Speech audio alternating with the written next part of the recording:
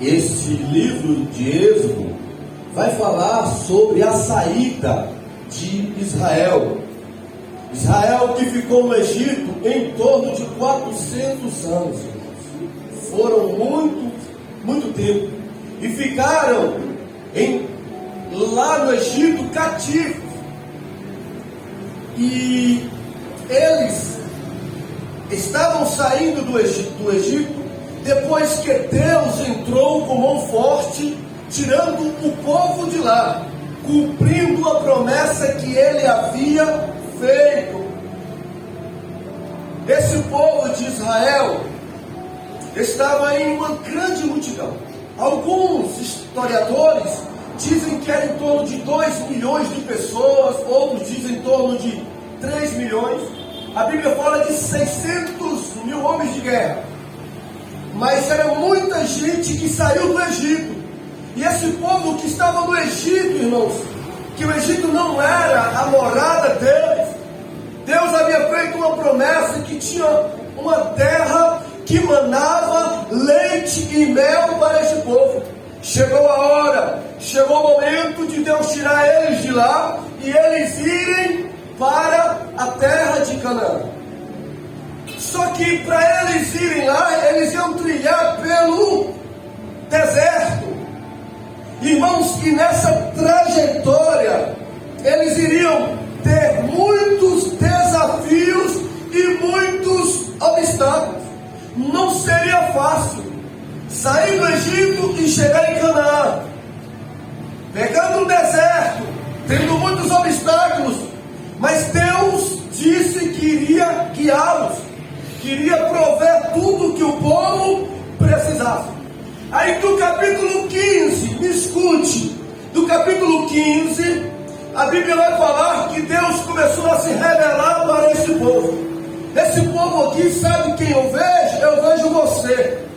Esse povo representa eu e você, que aceitamos a Cristo, que nos rendemos ao senhorio. Ele, Deus, nos tirou do mundo que simboliza o Egito, das garras e da opressão de Faraó, que representa Satanás, e estamos nesta caminhada e jornada rumo à terra prometida ao céu. Só que como eles, também conosco não é fácil nessa caminhada e nessa jornada. E Deus iria se revelar para Israel com todas as dificuldades e obstáculos que eles iam ter. Então eu já começo a entender que os obstáculos e dificuldades que você passa, que Deus permite você passar, é para que Ele se revele, se manifeste sobre a sua vida. A Bíblia vai dizer no capítulo 15 que Deus vai se revelar para Israel, transformando águas amargas em águas doces, em águas potáveis. E no mesmo contexto Deus vai se apresentar para eles, dizendo que Ele é o Jeová Rafá, que se eles acreditassem nele, obedecessem a Ele, Ele iria curar o povo dele de todas as enfermidades. Preste atenção, Deus começou a se revelar, a se manifestar para o povo dele, dizendo: eu sou o Jeová Rafá, o Deus que sara o seu povo. No capítulo 16, Deus vai se manifestar também de outra forma, para o mesmo povo. E de que forma? Cuidando e providenciando o que o povo precisava comer. Imagina comigo, Lucas, ficar no deserto, onde não tem açougue, onde não tem supermercado, ia ser uma tarefa difícil, mas Deus conhecedor, e como nós cantamos, Luciano, poderoso, Deus falou: eu vou prover para o que o meu povo precisar. E no capítulo 16, o povo está necessitando de alimento. Sabe o que Deus fez? Deus começou a enviar maná dos céus, um alimento para que o povo não ficasse com fome. Nessa manifestação de Êxodo 16, Deus estava manifestando para o povo dele que ele não era o Jeová Rafá, mas que ele era o Jeová Jireh, o Deus da providência. Você está vendo que as dificuldades que Deus permitiu em você passar é para que Ele manifeste e com Israel, chegamos no capítulo 17. Os versículos anteriores, o povo estava com sede, no deserto com sede, e Deus vai agora manifestar o povo dele, fazendo água sair de uma rocha, irmãos, para saciar a sede do povo dele. E nesse capítulo 17, Deus vai manifestar não como o Deus Rafá, ou Jeová Rafá, não como Jeová Jirei, mas como o Senhor Nissim, que significa Deus é a minha bandeira. Deus chegou no momento de manifestar para o povo, dizendo: olha, eu sou a bandeira do meu povo. Em outras palavras, eu sou o Senhor dos exércitos. O povo é meu, o povo pertence a mim, e eu luto e guerreio em favor do meu povo. Israel vai ter essa experiência agora com Deus.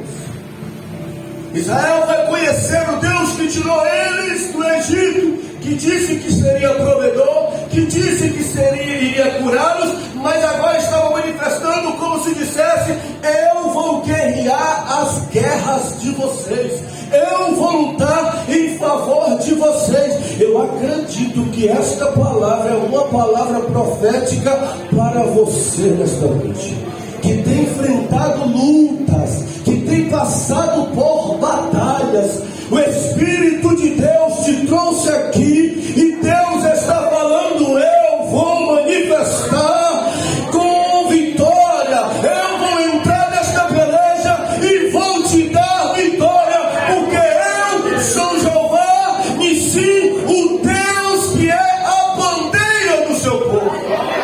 Você acredita nisso? E que peleja seria essa? Nós lemos o versículo de número 8, que diz que então veio Amaleque e pelejou contra Israel em Refidim. Saiu do Egito, agora Israel estava sendo atacado pelos Amalequitas. E quem seriam os Amalequitas? Os Amalequitas são descendentes de Amaleque, neto de Esaú, um povo que era um povo nômade, irmãos. Eles não tinham morada fixa, eles ficavam um tempo em uma determinada área, Ronaldo. Daqui a pouco eles se mudavam, tiravam as cabanas e partiam para outra região. E assim era, eles não tinham morada fixa. E qual era a característica desse povo, Nilda?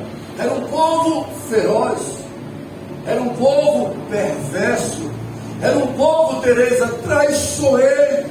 Eles eram um povo saqueadores e que tinha, Andréa, prazer em matar os outros. Olha com quem Israel se deparou na jornada, irmãos. Um povo cruel, perverso, traiçoeiro, saqueadores. Eles viviam disso, procurando pessoas que eram frágeis, procurando pessoas que estavam vulneráveis, presbiteranenses, para atacarem, para roubar o que elas tinham e matar elas. O povo, os amalequitas, eram terríveis, irmãos. E Deuteronômio 25, 17 e 18, Deus vai falar deste povo. Eu vou ler esse versículo para que você escuta e entenda. Olha o que Deus vai falar a respeito desse povo em Deuteronômio, no versículo 17 do capítulo 25. Lembra-te do que te fez Amaleque no caminho quando saiu do Egito, como te saiu ao encontro. Deus falando para Israel, como eles te saíram ao encontro e te derribou na retaguarda todos os fracos que iam após ti, estando tu cansado e fatigado, e não temeu a Deus. O texto vai falar, lá no capítulo 25 de Deuteronômio, no qual Êxodo diz que eles, os amalequitas, Eles pegaram Israel de surpresa. Eles foram traiçoeiros com o povo de Israel. Pegaram Israel fraco, vulneráveis, cansados e atacaram o povo de Deus. E Deus falou: olha, eu não me esqueci disso, de que eles fizeram isso com vocês.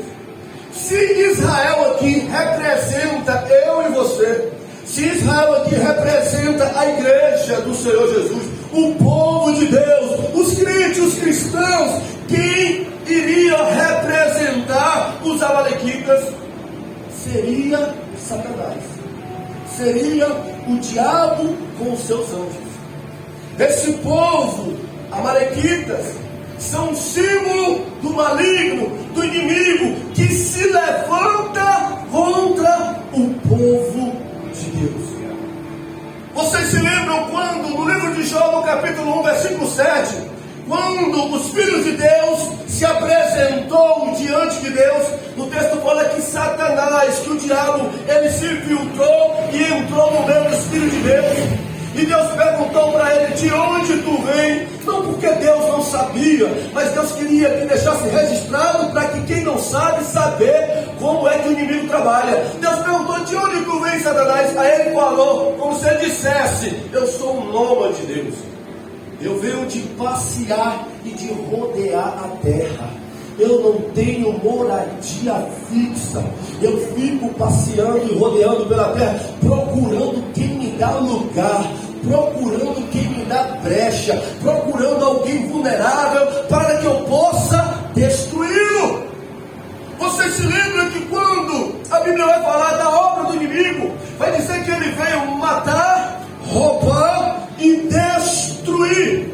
Então, os amalequitas tem um simbolismo do diabo e dos demônios que vivem lutando contra o povo de Deus. Deixa eu te dizer algo, me escute, por favor. Deus te trouxe aqui para te dizer que esse mundo é real. Você está passando por uma guerra espiritual. Você tem um adversário que quer te roubar, que quer te trazer danos, que quer te destruir, que quer te matar. Ele está ao nosso derredor, como Pedro diz na sua carta, como um leão buscando a quem possa tragar. Então escute, nós, como Israel representa nós, a igreja, os amalequitas representam o inimigo, e ele estava se levantando e lutando contra o povo de Deus. Assim é comigo e com você. O inimigo se levanta, ele luta, ele batalha contra você, contra os seus negócios, contra a sua família, contra a sua carreira, contra o seu bem-estar, contra a sua salvação, contra a sua felicidade. Você está numa guerra e tem um adversário que deseja muito o seu mal. Isso é uma realidade, meus amados irmãos. Mas eu creio que você ouvindo isso vai gerar em você um maior temor, uma maior dependência de Deus, uma maior vigilância para não dar lugar ao inimigo. Como Paulo falou na carta aos Efésios, capítulo 4, versículo 27, não deis lugar ao inimigo. Quer dar lugar para Deus, dá lugar para Jesus, dá lugar para o Espírito Santo de Deus, mas não dê lugar para o inimigo. E o que eu devo fazer nessa luta? Nós vamos ver o que Moisés disse, versículo de número 9. Olha o que Moisés, quando os amalequitas se levantou para lutar contra Israel, o que Moisés disse? Isso é uma receita. Isso é uma orientação para mim e para você, que passamos por lutas e batalhas espirituais. Olha o que Moisés vai dizer. Versículo de número 9. Pelo que disse Moisés a Josué, sendo atacado pelos amalequitas, escolhe-nos homens e sai e peleja contra Amaleque. Amanhã eu estarei no cume do monte e a vara de Deus estará na minha mão. Moisés disse para Josué: o inimigo se levantou contra você, você sai e peleja contra ele. Quem era Moisés que deu este conselho? Moisés foi o líder que Deus escolheu para guiar o povo dele nesta missão. Porque Deus, irmãos, trabalha com hierarquia. Deus não mandou um anjo, Deus escolheu um homem. Não significa que Moisés era melhor do que ninguém, mas significa que Deus havia escolhido ele para liderar o povo. E Moisés deu uma ordem para Josué, mediante aquele ataque dos amalequitas. Qual foi a ordem? Sai.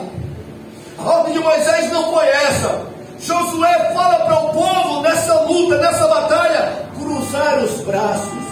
Josué, a ordem não foi essa. Fala para o povo que fiquem mediante esta luta inativos.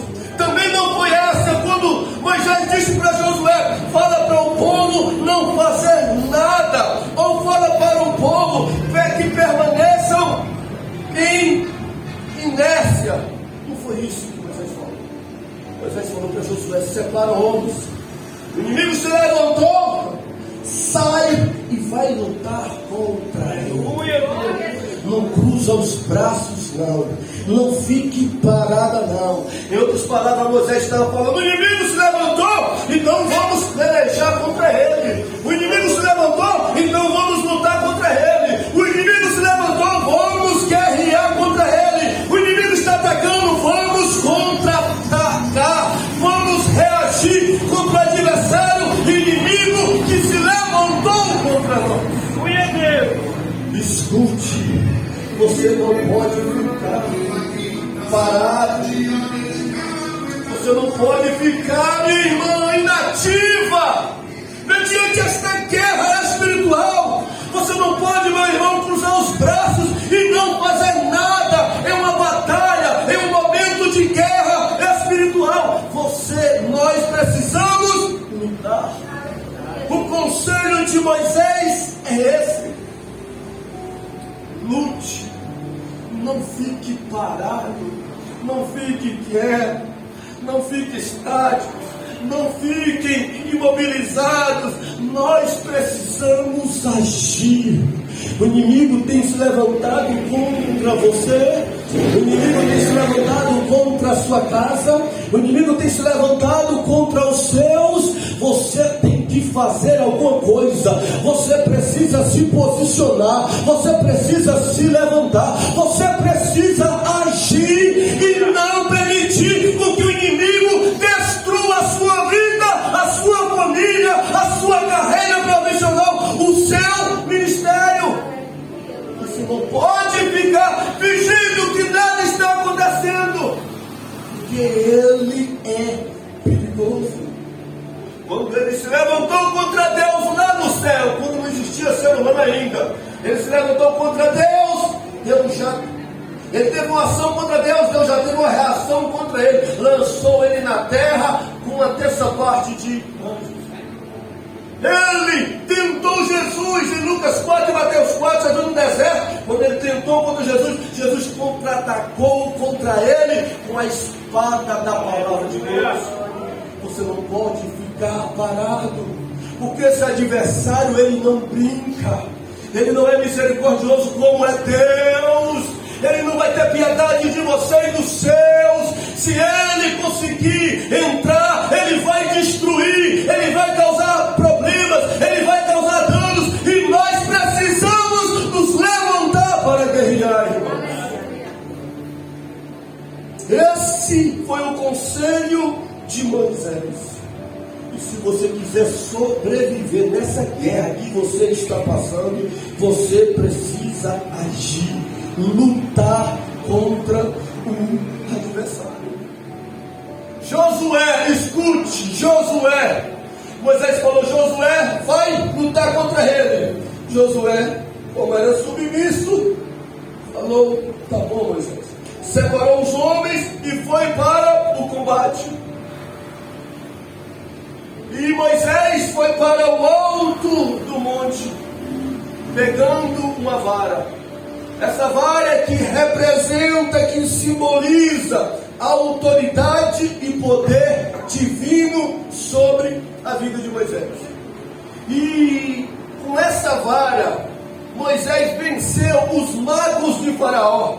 Com esta vara, Moisés transformou o rio Nilo, que estava em água, em sangue. Com esta vara, Moisés abriu o mar vermelho. Com esta vara, Moisés fez água sair da rocha. E com esta vara, Moisés vai vencer os amalequitas.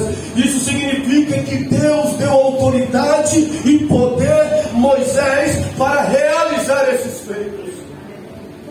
Eu quero que você levante as mãos, porque nesta noite, nesta palavra, tem poder de Deus para a sua vida.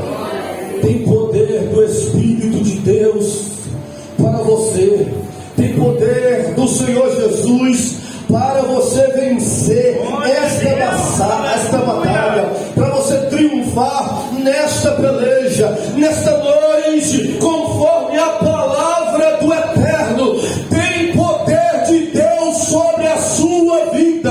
Deus tem poder para te dar, para te revestir, para que você possa ter autoridade para vencer, para fazer maravilhas, prodígios, para expulsar todo o principado e potestade que se levantar contra a sua vida.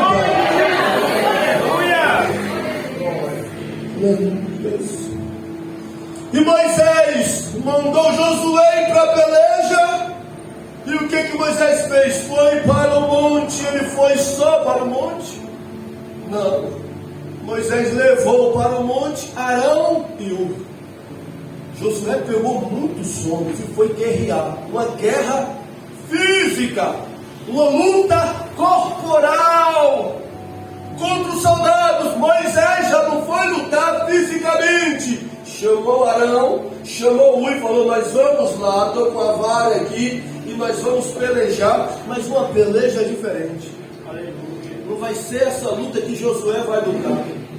Não vai ser essa peleja que Josué vai pelejar. Quer dizer, a luta é a mesma, mas a forma será diferente. Não vai ser física. Isso que nos mostra, irmãos, que Moisés foi orar, foi interceder e levou Arão e Hur para dar apoio, para dar suporte, para ajudar. Porque alguém que entra em uma peleja, em uma batalha, tanto física quanto espiritual, precisa de apoio, precisa de ajuda. Deixa eu te dizer, seja humilde. Você não vai conseguir vencer sozinho. Seja dependente de Deus. Convide alguém para pelejar junto com você. Moisés não foi sozinho. Chamou Arão e chamou Hur para lutar com ele. Josué não foi sozinho. Você não pode ficar nesta beleza sozinha. Existem homens e mulheres de Deus em sua volta que podem te ajudar nessa guerra, nessa luta, nessa batalha, para que você tenha vitória. Aleluia. Peça ajuda. Reconheça isso, irmãos. Preciso de ajuda. Em contrapartida, Josué foi e Moisés levou Hur e Arão para combater com ele.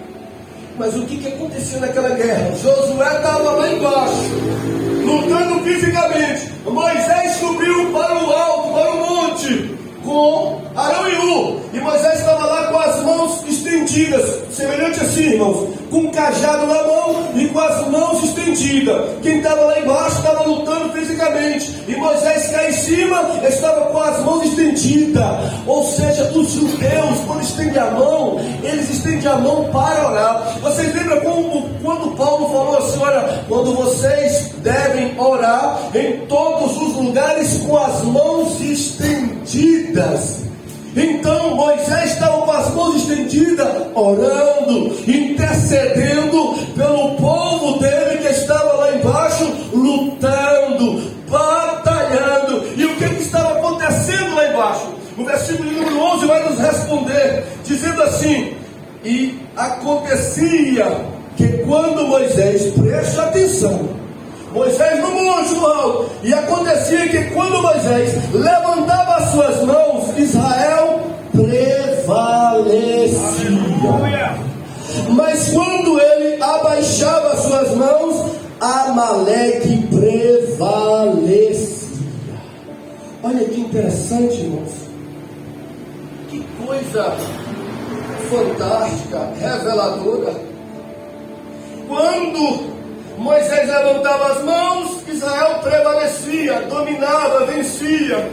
Quando Moisés cansava os braços, quem prevalecia já não era Josué e Israel. Quem prevalecia eram os amalequitas, que passavam a dominar e que passavam a vencer. Mas peraí, pastor, aquela luta, aquela batalha não era física, não era corporal, não era real, o combate não era concreto, era real. Soldado contra soldado, mas estava sofrendo uma influência no mundo espiritual. Aquele homem de Deus que estendia as mãos, que Deus havia dado autoridade a ele, e ele, quando estendia as mãos, o povo dele, Deus agia em favor do povo dele. Eles passavam até sabedoria, passavam até habilidades, passavam até força e prevaleciam na guerra, irmãos. Mas quando Moisés cansava, quem prevalecia era o inimigo. Eu fiquei a pensar nessa palavra. Aquela guerra não estava sendo decidida lá no campo de batalha. Aquela guerra, aquele embate, não estava sendo decidido pela força física dos soldados, pelas armas que eles tinham, e nem pelas estratégias dos generais. Isso não estava fazendo diferença. O que estava fazendo a diferença era uma intercessão de quem estava fora da peleja, de quem não tinha uma arma na mão, de quem não tinha outra coisa ou força fisicamente para atacar, mas que estava com as mãos estendidas, intercedendo pelo povo dele. Preste atenção como o mundo espiritual tem relevância na sua vida, nas nossas vidas. Nós às vezes não damos muito crédito ali acima, porque nós não enxergamos com os nossos olhos, nós não contemplamos. Por isso que Deus mandou registrar, para que nós viéssemos entender que o mundo espiritual tem uma relevância muito grande no mundo físico, quer por bem ou quer por mal. E nós precisamos entender isso. O mundo espiritual, irmãos, ele tem uma importância muito grande. E Josué, ele perdia, quando ele perdia a intercessão de Moisés. Olha que coisa interessante. Isso aqui, sabe o que esse texto vai nos mostrar? Que muitos sofrem derrotas, fracassos, perdas, por falta de oração e por falta de intercessões. Muitos de nós perdemos muitas guerras e batalhas por falta disso. Talvez nós não damos muita importância, mas a razão e o motivo seria essa: por falta de oração e por falta de intercessores, o inimigo tem prevalecido contra nós. Aí eu me lembrei de Jó 16, 21. Quando Jó estava sendo bombardeado pelo inimigo, estava sendo atacado por Satanás. Sabe o que Jó diz no capítulo 16, 21? Jó fala assim: olha, se eu tivesse quem intercedesse por mim, eu não estaria passando por isso. Se eu tivesse alguém para pleitear diante de Deus a minha vida, esta situação, eu já teria saído desta situação. Jó sentiu falta de intercessores. de pessoas para intermediar a favor dele com Deus, de orar para Deus em favor dele. Coisa que Pedro teve. Vocês lembram em Lucas 22:31?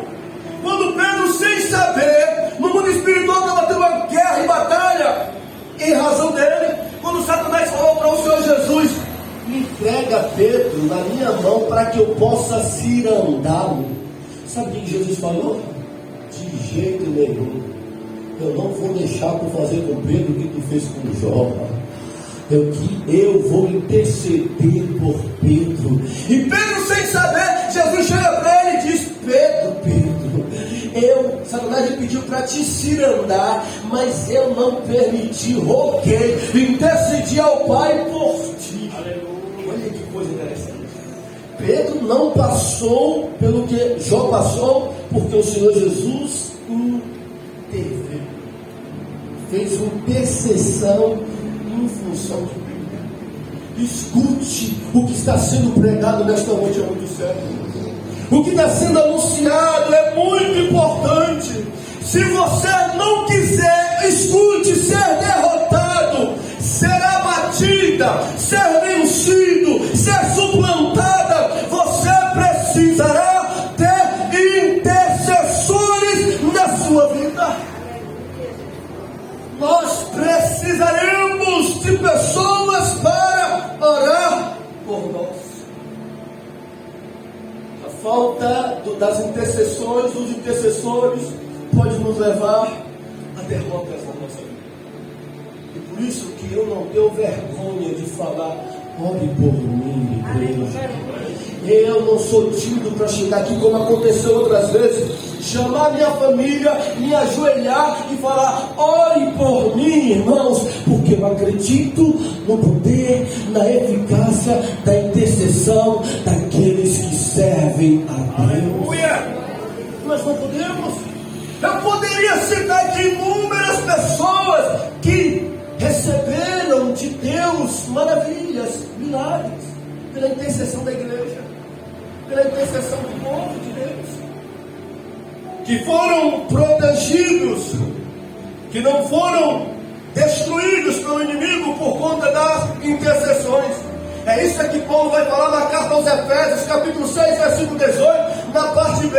Paulo diz assim: orai, intercedei uns pelos outros, ou por todos os santos. Se Paulo fosse pastor desta igreja, Paulo ia pegar no nosso pé, ia falar: vamos orar um pelos outros, vamos comparecer na quinta-feira de oração, vamos aproveitar um dia de consagração para a gente estar apresentando a vida dos nossos irmãos diante de Deus, para que Deus possa guardar a vida deles. Paulo diria isso para nós, como ele falou para a carta aos Efésios: suplicai por todos os santos. Interessante que Moisés intercedeu lá no Velho para o povo receber vitória. Moisés era o líder. Cá no Novo Testamento, Pedro foi que recebeu intercessão da igreja para receber o livramento. Está onde, pastor? Atos 12. Herodes pegou Pedro, lançou na cadeia para matar Pedro. E o texto diz, versículo 5, quando Pedro estava prestes a comparecer diante de Herodes, o texto fala: a igreja fazia contínua oração. A igreja começou a interceder por Pedro a Deus, como se dissesse: Deus, tira Pedro de lá. A gente sabe que é impossível tirar Pedro de lá, Deus, porque é 16 guarda dentro daquela fortaleza, mas nós acreditamos que grandioso é o nosso Deus, e nós, se intercedemos, é porque acreditamos. Tira Pedro de lá, não permita que Herodes mate Pedro. E preste atenção, Pedro estava, a Bíblia fala que Pedro estava dormindo quando o anjo chegou. Olha que coisa fantástica, Pedro dormindo e os intercessores acordados orando. Intercessor é uma coisa fantástica. Enquanto nós estamos dormindo, os intercessores estão orando por nós. Intercessor é algo maravilhoso. E quando nós estamos alegres, desfrutando de momentos bons, eles estão chorando, se humilhando diante de Deus pelo nosso bem-estar.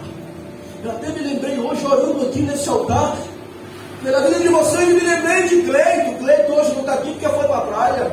Eu imagino que Cleito está lá se divertindo, né, lá na praia, e eu estava aqui apresentando a vida dele e senti até um frio na barriga, senti uma coisa que não foi muito boa, e aí eu intensifiquei mais e mais as orações pela vida dele, pedindo: guarda lá, Senhor, Deus servo, livra Cleito de todo mal. Então os intercessores fazem isso. Enquanto nós estamos, irmãos, em momentos assim como Pedro, eles estão orando, intercedendo. Enquanto estamos dormindo, eles estão pedindo a Deus por nós, pedindo livramento, pedindo defesa, pedindo proteção, pedindo amparo, pedindo socorro de Deus por nós. E Deus atende, Deus atende. É uma forma que Ele, Tiago, estabeleceu. Eu atendo os intercessores e dou vitória, até mesmo que não está orando, até mesmo que no momento não está pedindo. Eu dou vitória para mostrar que eu me importo com as intercessões do povo. Falamos aqui numa quinta-feira recente da mulher cananeia. A filha dela estava cativa pelo diabo. A mãe foi em busca de Jesus.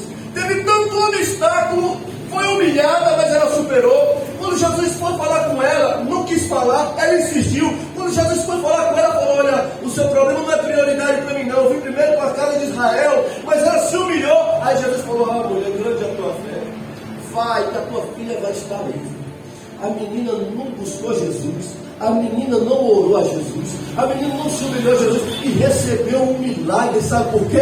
Porque alguém estava orando por ela, alguém estava se humilhando a Jesus por ela, e Jesus atendeu aquele pedido e libertou aquela menina. Você sabia que você pode estar aqui não por causa de você, mas porque alguém orou por você? Quando você não era crente, alguém chorou pela sua salvação, alguém lamentou pela sua libertação, alguém insistentemente pediu a Deus: Deus, misericórdia, Senhor, dá mais uma oportunidade. Ele está cega, ele vai reconhecer. E Deus te livrando e te guardando. E você hoje está aqui, não porque você orou, mas porque alguém orou por você. Nós precisamos fazer isso pelos outros, pelas pessoas. Eu me lembrei de um jovem que era pescoço duro, pensa aí, aquele de Provérbios que diz: o homem de dura serviço, ao ponto dos cristãos dar até panfleto ele e ele amassar assim. Olha, pensa no homem duro, de coração duro. Olhar para os cristãos e falar: são fanáticos, são um povo infeliz, é um povo sem graça, domingo está na igreja, buscando a Deus. Até que um dia, esse vaso caiu e quebrou. E aí, sofreu um acidente, foi levado no hospital. Quando chegou no hospital, transferiram ele para a Conquista. E dizendo assim, quem viu ele sendo transferido para a Conquista, falou assim: ó, aquele ali não volta, aquele ali já era. E o que aconteceu? A irmã dele começou a interceder. Foi nas igrejas, foi nos grupos e pedia: ora pelo meu irmão. Meu irmão sofreu um acidente, quebrou a coluna, ore pelo meu irmão. E ele lá, internado, com a coluna quebrada, pensou em sair do hospital e não fazer um churrasco. E daqui a pouco foi transferido para Itabuna, esse homem de pescoço duro. Chegou lá em Itabuna, ele teve um encontro com Jesus. O negócio foi estreitando, porque assim, tem gente que é igual o filho pródigo. Só vai para Jesus depois que estreita, chega no último estágio da vida. Porque o filho pródigo só voltou quando ele deu vontade de comer a comida dos porcos. Aquele estágio ali para um judeu é o pior. Enquanto ele podia se livrar, ele estava aí. Mas quando chegou naquele estágio de comer a comida dos porcos, ele falou: eu vou voltar para a casa do meu pai. Quando chegou no último estágio, aquele homem que era tão resistente, tão de coração duro, que amassava os panfletos, se converteu e hoje distribui panfleto na cidade da Betinha. Quer dizer, mas a intercessão das pessoas. orando por ele. Jesus, não deixa eu morrer não, salva esse homem, liberta esse homem. E tanta gente pedindo, Jesus fez a obra. Ele toma conta até de uma igreja que está pertinho de você, ele acredita nisso? Pois é. Então, irmãos, a intercessão é algo fundamental e muito importante para as nossas vidas. Ela causa uma influência muito grande no mundo real, no mundo físico, e nós precisamos de intercessores. Peça a seus pais para orar por você, peça a seus filhos para orar por você, peça a seus irmãos para orar por você, para apresentar a sua vida, os seus projetos. Peça às pessoas de oração para orar por você, porque Deus, Ele dá vitória. O texto diz que Israel não estava sendo destruído por conta da intercessão de Moisés, mas existe agora uma ação passiva e uma ação ativa. A ação ativa que diz que quando Israel ou Moisés levantava as mãos, Israel começava a vencer. Preste atenção, são duas coisas diferentes. Se os amalequitas não destruíam eles, porque Moisés estendia as mãos, Israel ia vencer com as intercessões de Moisés em função da vida deles. Se muitos de nós estamos aqui porque alguém orou por nós, todos nós somos abençoados com certeza pelas orações e intercessões de pessoas em nosso favor. Como Moisés estava fazendo, Moisés levantava as mãos e o povo vencia. Moisés levantava as mãos e o povo conquistava, e o povo ganhava, e o povo era abençoado. Talvez você não fosse, ou não tivesse o que você tem, se você não tivesse intercessores em seu favor. Talvez você não teria no seu currículo de fé as vitórias que você tem, se não tivesse alguém de joelhos dobrados, de boca no pó, apresentando a Deus a sua vida e as suas pelejas. Esses intercessores, irmãos, é algo fantástico que eles não são vistos. Josué estava lá lutando, mas cadê Moisés? Ninguém estava vendo Moisés. Moisés estava intercedendo, e os intercessores, é assim, eles não aparecem muito. Eles não estão em evidência. É por isso que Deus valoriza tanto os intercessores, porque eles não ficam em evidência na luta, eles ficam às escondidas. É só eles e Deus que clama, que pede, que chora por nós. Nós precisamos valorizar os intercessores das nossas vidas. Precisamos ser intercessores na vida de outras pessoas. Como eu falei no início, apresenta a vida de alguém. Alguém pode estar sofrendo derrotas, alguém pode estar sofrendo danos, alguém pode estar perto de ser destruído. Sabe por quê? Porque eu e você não está orando por eles. Alguém pode estar na condição que está hoje da nossa família por falta de intercessões minha e sua. O texto mostra isso. E é por isso que Paulo pedia. Olha, Paulo pedia à igreja para interceder por ele, até para pregar, irmãos. Na carta aos Efésios, ele falou: deixa eu orar por mim, irmãos, para que me seja dada a palavra ao abrir da minha boca. Olha quem era Paulo, Márcio.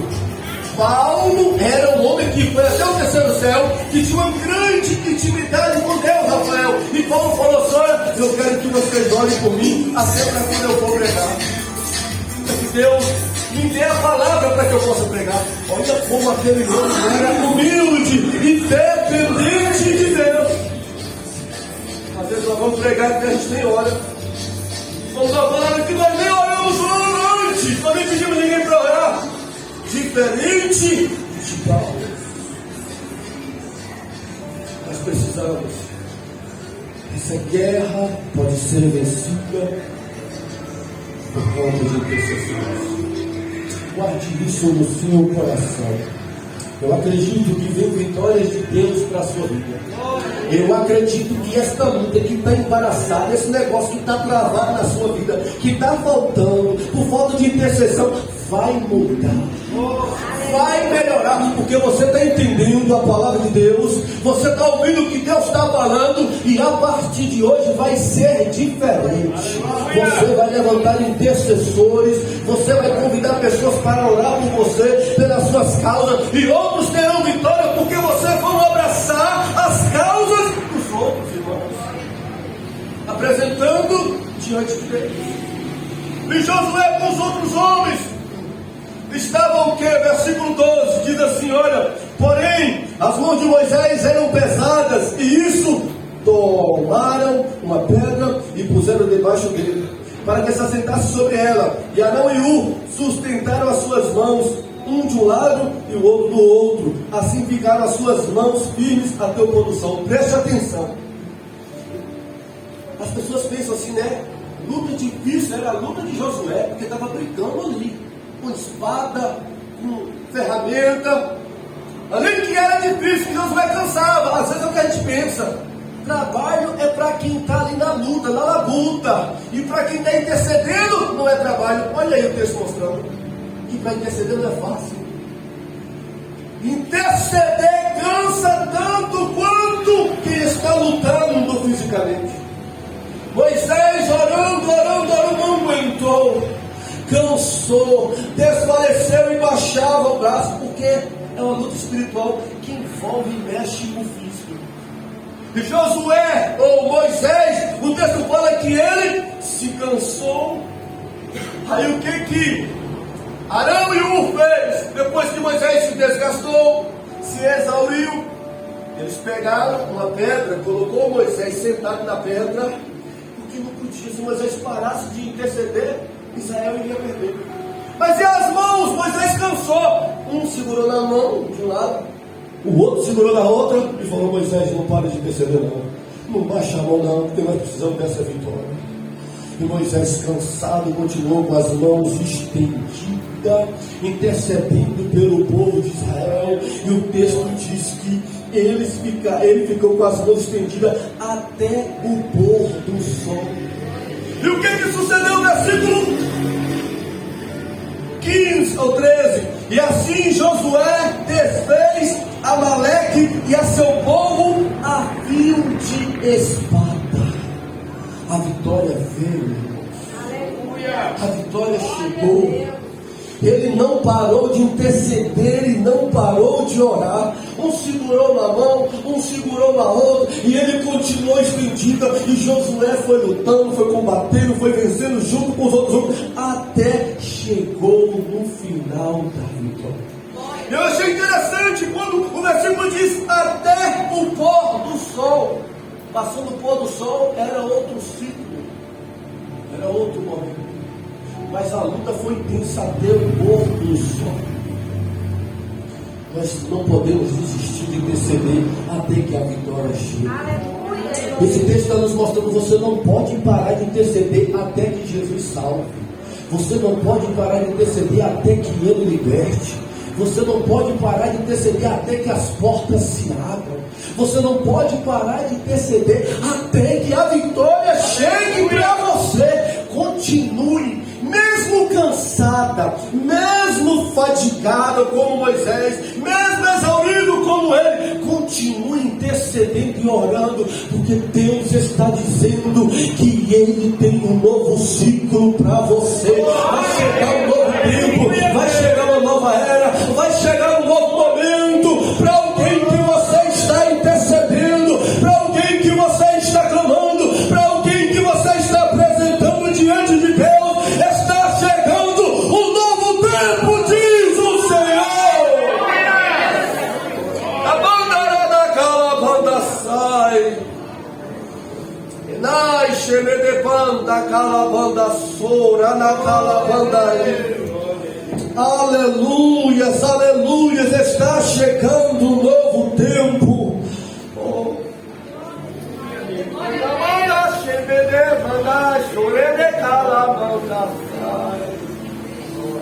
Oh, Deus tem visto que você não está aguentando mais. Deus tem visto que as tuas forças estão indo embora. Mas Ele está mandando eu te dizer: a vitória está chegando no céu.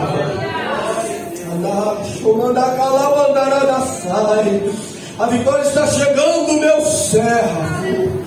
Está chegando, é um novo tempo, é um novo ciclo. Tome posse desta palavra, porque Deus está dizendo para você. Aleluias, aleluias, aleluias. É gratificante, irmãos.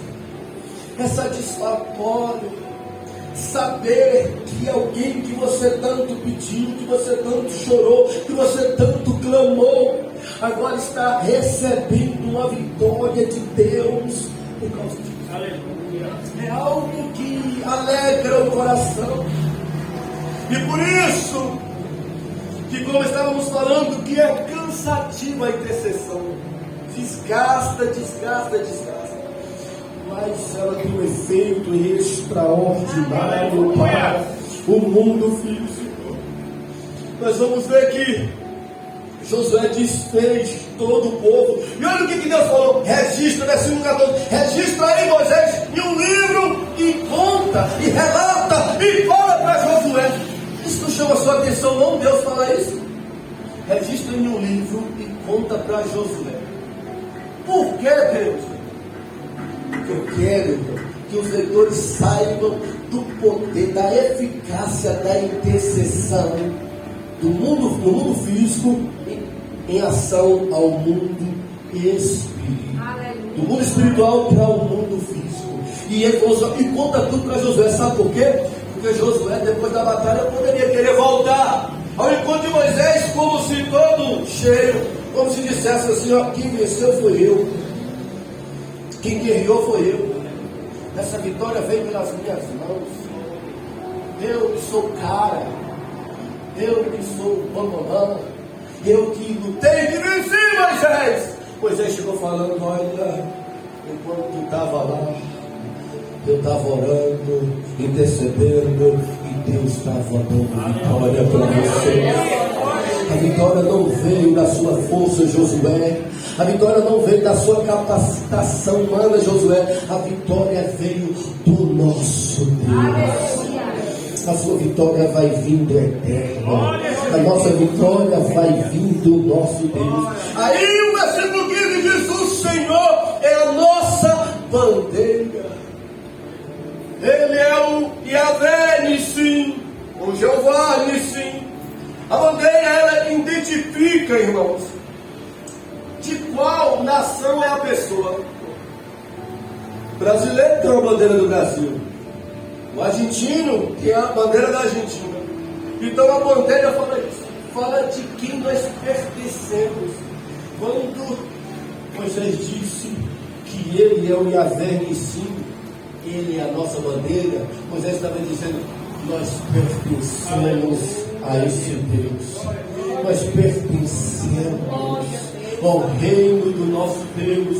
Nós temos um dono, nós temos um Senhor. É Ele quem manda no seu povo, é Ele quem protege o seu povo, é Ele quem governa o seu povo, é Ele